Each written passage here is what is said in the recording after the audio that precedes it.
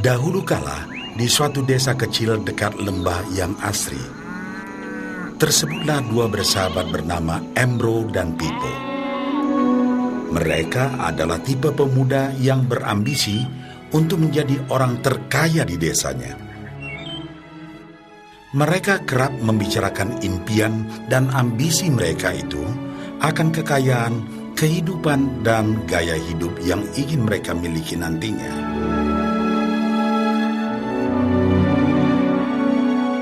Mereka tidak takut untuk bekerja keras, hanya saja mereka masih belum mendapatkan kesempatan untuk dapat mewujudkan cita-cita mereka. Tanpa putus asa, mereka terus mencari dan mencoba gagasan-gagasan baru untuk mendapatkan kesempatan tersebut.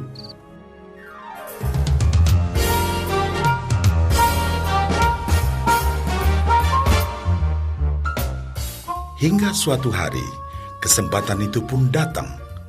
Desa mereka membutuhkan lebih banyak air. Oleh karena itu, kepala desa mempekerjakan Embro dan Pipo untuk mengambil air dari mata air di gunung untuk dibawa ke tempat penampungan di desa. Mereka akan dibayar sesuai dengan banyaknya air yang dapat mereka bawa. Maka mereka berdua pun menyambut dengan baik kesempatan ini. Embro dan Pipo pun segera melaksanakan pekerjaan tersebut dengan bersemangat.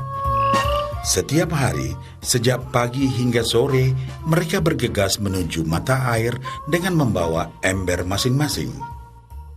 Mereka bekerja keras untuk membawa air sebanyak mungkin ke tempat penampungan air di desa.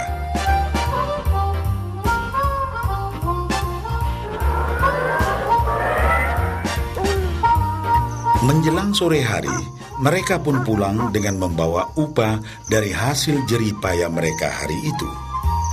Embro merasa puas sekali dengan pekerjaannya itu dan besarnya upah yang ia dapatkan.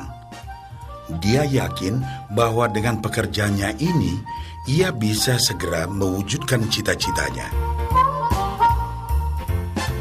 Bahkan untuk menambah penghasilannya, Embro membuat ember yang lebih besar agar dapat lebih banyak membawa air.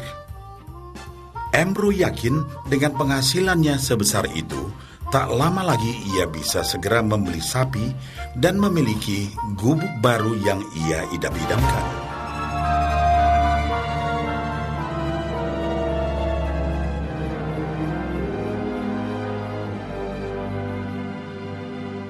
Lain halnya dengan Pipo. Dia merasa tidak nyaman dengan cara yang mereka lakukan itu. Ia mencari cara yang lebih nyaman untuk mendapatkan lebih banyak uang. Suatu hari, Pipo mendapat sebuah gagasan.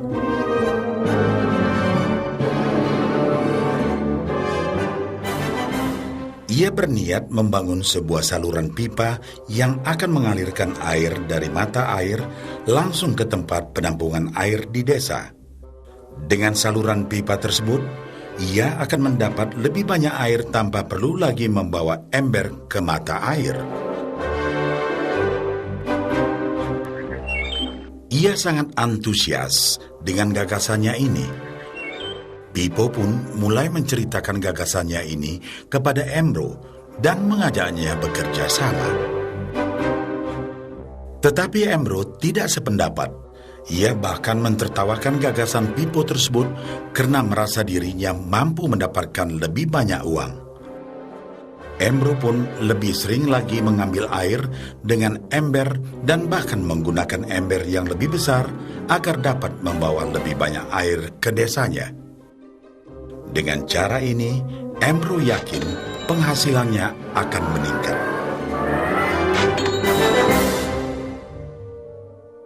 Pipo akhirnya memutuskan untuk mewujudkan sendiri gagasannya itu. Dia mengerti bahwa tidaklah mudah untuk membangun dan menyelesaikan saluran pipa tersebut. Dibutuhkan beberapa tahun untuk bisa menyelesaikan dan menikmati hasilnya. Namun tekadnya telah bulat. Ia pun tetap bekerja mengangkat air dengan ember setiap hari seperti biasa. Tetapi di akhir minggu dan setiap ada waktu luang, Pipo bekerja keras menggali tanah yang banyak berbatu untuk membangun saluran pipanya. Pada bulan-bulan pertama, hasilnya hampir tidak kelihatan. Orang-orang desa mulai banyak mentertawakan dan mencemooh Pipo. Mereka menjulukinya Pipo si manusia saluran pipa.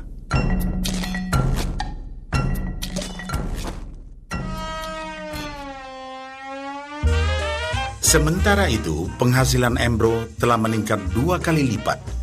Ia sudah berhasil membeli sapi dan memiliki gubuk baru yang lebih besar. Gaya hidupnya pun sudah mulai berubah.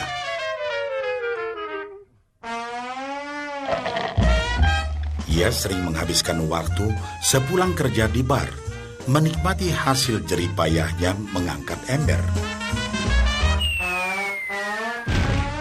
Namun, tanpa disadari, badan Embro kini mulai jadi bungkuk karena begitu beratnya ia harus mengangkat ember besar setiap hari. Raut mukanya pun terlihat kelelahan.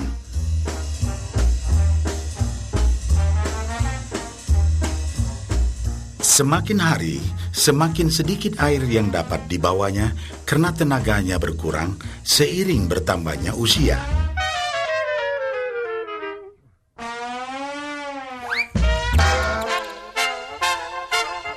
Bulan berganti bulan, tahun berganti tahun. Dan akhirnya, Pipo berhasil menyelesaikan saluran pipanya.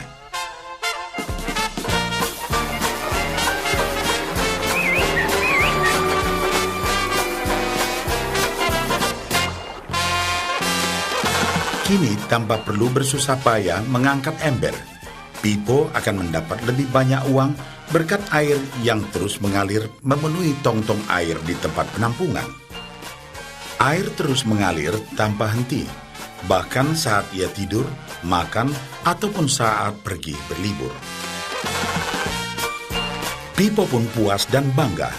Berkat tekad dan kerja keras, kini penghasilannya pun mengalir tiada henti, seiring aliran air di saluran pipanya.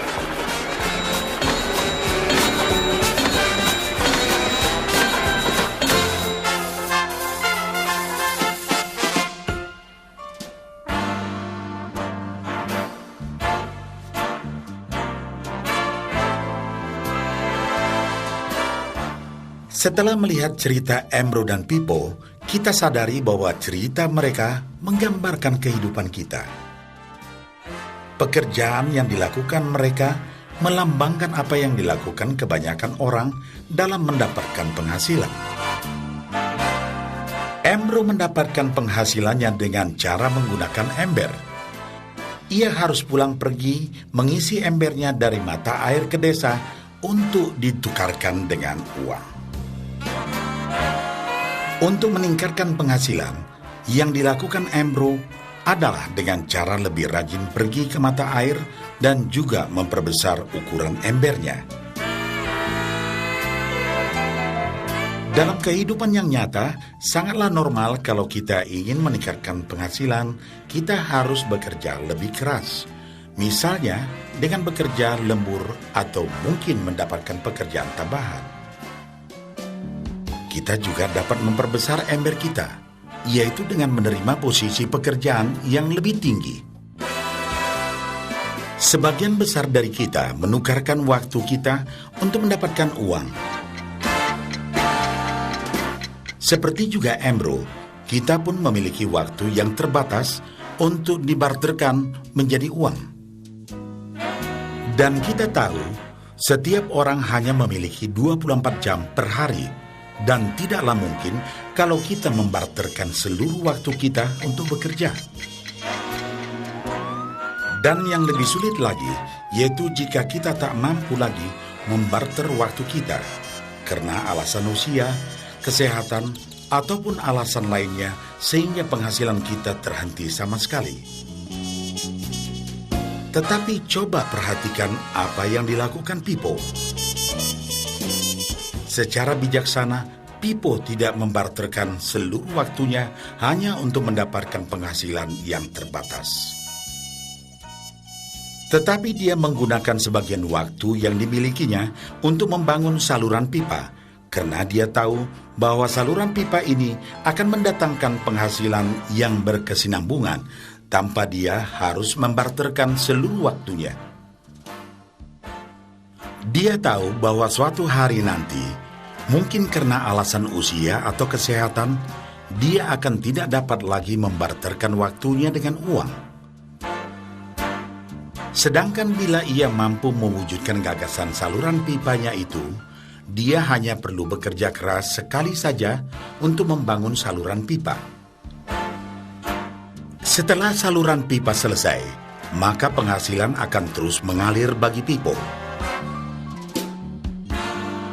Pipo telah menunjukkan kepada kita bahwa untuk mendapatkan penghasilan, kita tidak selalu harus dengan cara barter waktu dengan uang. Ada cara lain yang lebih baik. Bagaimana dengan Anda?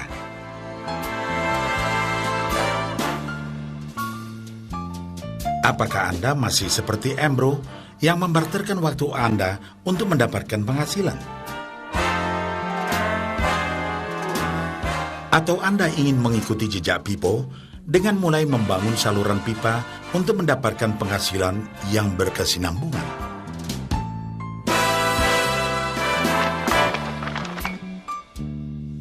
Jika Anda tertarik dengan gagasan saluran pipa, hubungi orang yang meminjamkan VCD ini agar Anda dapat segera mulai membangun saluran pipa penghasilan Anda saat ini juga.